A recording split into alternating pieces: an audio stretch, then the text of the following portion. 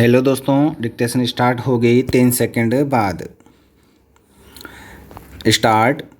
गुजरात के मुख्यमंत्री विजय रूपाणी का त्यागपत्र इसलिए अप्रत्याशित है क्योंकि राज्य में नेतृत्व परिवर्तन को लेकर कहीं कोई व्यापक चर्चा नहीं थी। स्टॉप।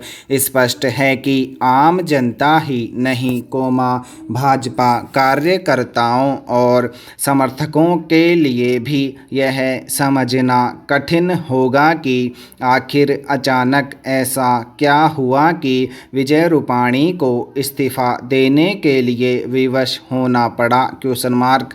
यह सवाल इसलिए और भी सिर उठाए हुए हैं क्योंकि विधानसभा चुनाव में करीब 15 महीने की ही देर है। स्टॉप।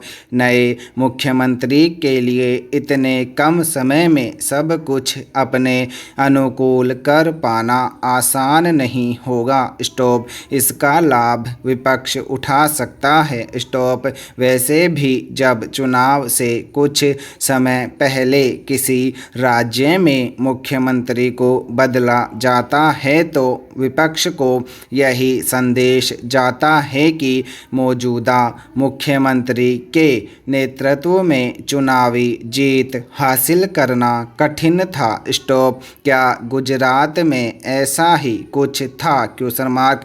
पता नहीं विजय रूपाणी की विदाई किन कारणों से हुई, लेकिन माना यही जाएगा कि भाजपा उनके मुख्यमंत्री रहते फिर से सत्ता में लौटने की संभावनाएं नहीं देख रही थी। स्टॉप। अच्छा होता कि भाजपा नेतृत्व गुजरात के बारे में समय रहते आकलन करता। स्टॉप।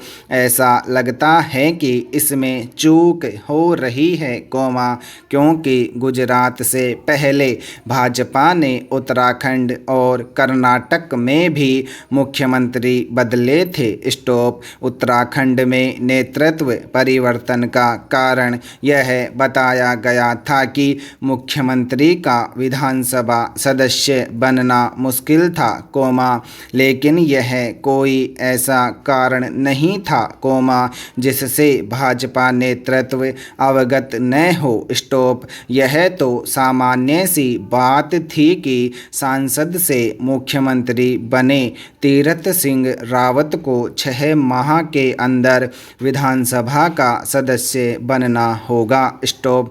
जहां तक कर्नाटक की बात है तो वहां भी नेतृत्व परिवर्तन का कारण कोई बहुत अधिक स्पष्ट नहीं था।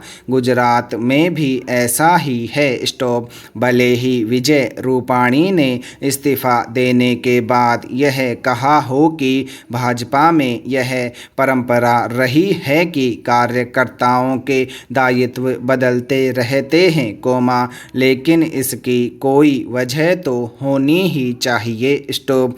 कहीं असली वजह यह तो नहीं कि विजय रूपाणी गुजरात के जातीय समीकरणों को साधने में कामयाब होते नहीं दिख रहे थे? Question mark. इसके साथ ही एक कारण यह भी गिनाया जा रहा है कि उनकी राज्य भाजपा अध्यक्ष से नहीं बन रही थी। स्टॉप। यदि वाकई ऐसा कुछ था तो फिर भाजपा का केंद्रीय नेतृत्व क्या कर रहा था? क्या वह बीच बचाव करने में समर्थ नहीं था? Question mark. जो भी हो, कम से कम नए मुख्यमंत्री का चयन ठोक बजाकर किया जाना चाहिए। स्टॉप।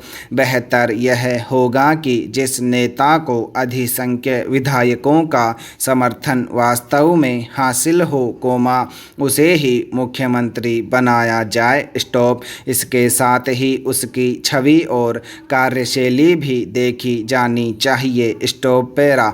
वाहन चेकिंग के दौरान पुलिस को संयमित आचरण का निर्देश मुख्यालय की एक अच्छी पहल है। स्टॉप। यह बिहार पुलिस की एक अलग छवि बनाने की कवायद भी है, जो जरूरी है। स्टॉप। यातायात संचालन में प्रतिनियुक्त पुलिस की आम जन के साथ आए दिन झड़प होती है। स्टॉप। कई बार विवाद अपनी सीमा भी लांघ जाता है, जो कतई नहीं होना चाहिए। स्टॉप। पुलिस मुख्यालय ने इस पर रोक के लिए जो पहल की है, वह सराहनीय है। स्टॉप। इसी के तहत सभी जिलों के पुलिस पदाधिकारियों को ट्रैफिक आईजी की ओर से पत्र भी भेजा गया है कि वाहन चेकिंग के दौरान कानून के दायरे में कर्तव्य निर्वहन करते हुए संयमित आचरण का ख्याल रखें। स्टॉप। वरिष्ठ अधिकारियों तक यह बात लगातार पहुंच रही थी कि चेकिंग के दौरान पुलिस का व्यवहार अमर्यादित भी रहता है। स्टॉप। यद्यपि हर कोई ऐसा नहीं करता, पर इस तरह का इक्का दुक्का मामला भी पुलिस की प्रतिकूल छवि बनाने में सहायक हो जाता है। स्टॉप। इसलिए ऐसी किसी भी प्रवृत्ति पर रोक निहायत जरूरी है। स्टॉप।